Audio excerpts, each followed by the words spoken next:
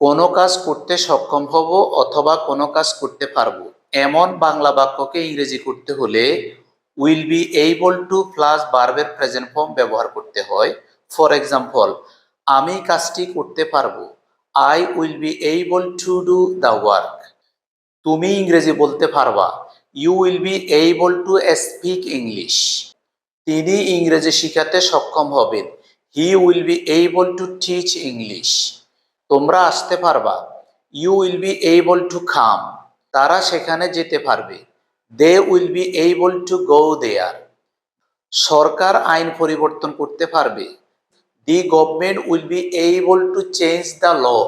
তিনি আমাকে সাহায্য করতে পারবেন, he will be able to help me. He will be able to help me. আমি সত্যটি বলতে পারবো, I will be able to speak the truth.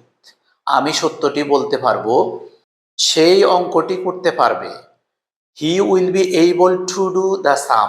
শিক্ষক শিক্ষার্থীকে শাস্তি দিতে পারবেন, the teachers will be able to punish the students. The teachers will be able to punish the students.